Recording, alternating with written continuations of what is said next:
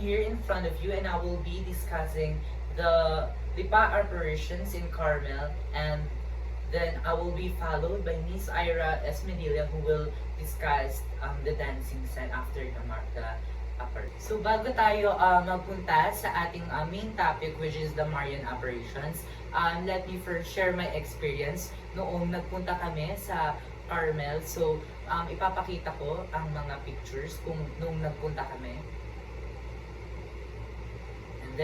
And yung ambience doon sa Carmels is very sobrang tahimik lang siya. And then kapag pasok mo naman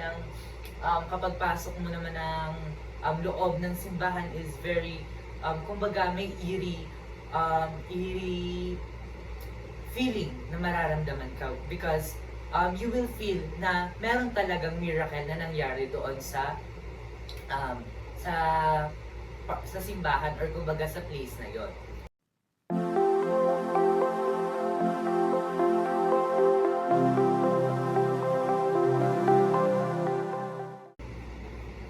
Okay, so let's start. A new Carmel is born in Lipa.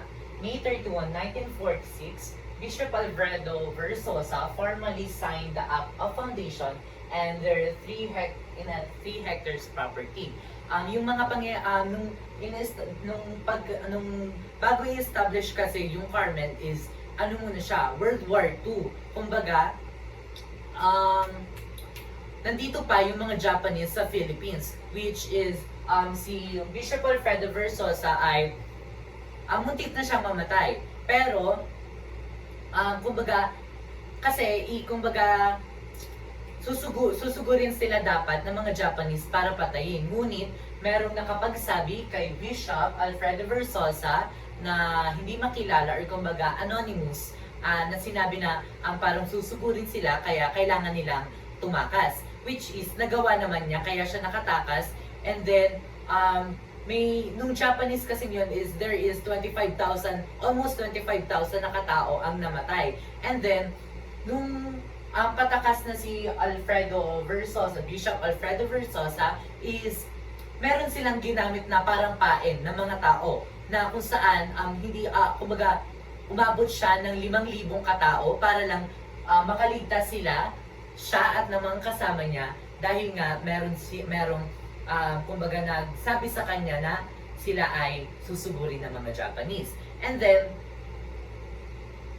then after the war, sumulat agad si Bishop Alfredo Versosa kay Mother Teresa na kumbaga kung pwede ba siyang mag-establish ng simbahan dito sa Lipa, since tayong mga Lipeños is really devoted to God. So kailangan kumbaga ito yung maging sentro or kumbaga sandala nating mga Lipeño na through kahit na kakagaling lang natin sa war or kumbaga marami tayong nawalang mga pamilya na Lipeño, is hindi mawawala talaga sa atin yung pagka devoted natin kay God. And then naghingi na nga siya ng permission na i-establish. Ngayon, humingi siya ng 3 hectare, kumbaga binigyan siya ng, or ginawa or in-establish yung Carmel sa 3 hectares property kung saan ito yung place of Holocaust. Dito, kumbaga, ginawa yung, kumbaga, dito nangyari yung mga karumal-dumal na mga pangyayari na pagpatay sa mga Lipeño. At dito na din in-establish yung Carmel. So, August 15, 1946, the new monastery was blessed. So, kasi nga na-establish na nila yung monastery, pinabless nila to since para maging holy na yung ating monastery. And then, merong isang father na nagsabi na si Reverend Father Edwin Chas. Kumaga nagsabi si Reverend Father Edwin Cassie na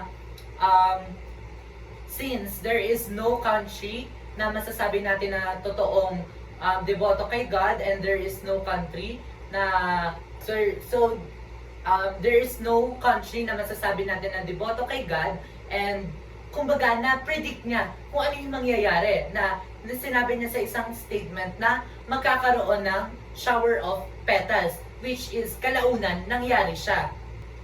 And then, August 15, 1947, the Feast of the Assumption of the Blessed Virgin Mary. Ito na nga, so na-bless na siya. Nagkaroon naman ngayon ng celebration, and then the monastery was sealed. So, ngayon, merong isang babae na she's really kind, mahinhin, sweet girl, and then really devoted siya kay God. Ngayon, alamin natin kung sino nga ba siya. So, Teresing answered the call of God. Teresita was also called Teresing, was born July 4, 1927. And then, she was named after the great Carmelite saint, Saint Therese of the Child of Jesus.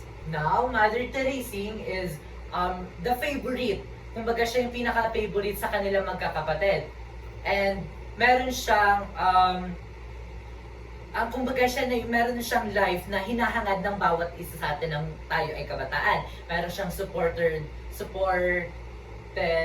family, meron siyang excellent school, meron siyang supportive friends, and then meron siyang mga devoted na parents na sinusuportahan siya sa pagmamahal niya sa music. Mother Teresa is also described as a simple, kind, affectionate, and very religious. Kumbaga, pupunta si Mother Teresing sa church para ng communion or mabaptize siya, and to tell her kasalanan. And then, meron siyang isang pinaka-pangarap niya, which is maging contemplative nun, kung saan sinasabi niya sa kanyang yaya na gustong-gusto niya maging madre, na kung saan walang makakakita or makakausap siya across the iron di ka kapag tayo ay nangungumpisal ay meron tayong place na pinagsasabihan natin na may harang. So yun yung tinutukoy niya. Now, sinasabi niya na only God can fulfill her passion. So, meron kasing mga saint like Saint Clare of Italy noong age 18 in 1212, and Saint Faustina in age 19 na nag-run away sila sa kanilang bahay para mag-serve kay God, which is noong July 4, 1948, in her 21st birthday, she ran away.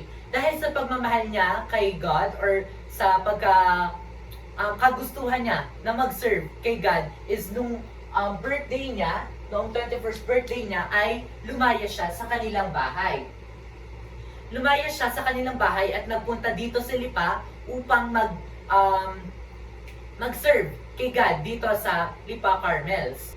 Now, dumating si Mother Teresa sa Lipa, sakay sa jeep, and then before naman siya tumakas sa kanilang bahay is nag-iwan siya ng letter na kung saan humihingi siya ng patawad sa kanyang family at gusto na niyang maging madre. Kumbaga tumakas siya para mag-serve kay God. And then, masaya siya sa kanyang ginawa, ngunit dumating ang panahon na dumating ang kanyang kapatid na lalaki na may dalang barel, na pinoint niya ito kay Saint Teresa. Dumating nga yung kanyang kuya na may hawak na barel at kumbaga tinreten niya yung nakita niyang mother na kapag hindi nila nilabas si Mother Teresing ay kumbaga may mangyayaring masama. And then Mother Teresa, lumabas siya. Pagkalabas niya is tinutukan siya ng baril ng kanyang kapatid kasi sabi niya gusto niyang hayaan na makita niyang patay ka. Kumbaga sinabi niya kay Mother Teresing, mas gugustuhin ko pang makita kang mamatay kesa makita ka as a nun. So, si Mother Teresing, dahil nga sa kanyang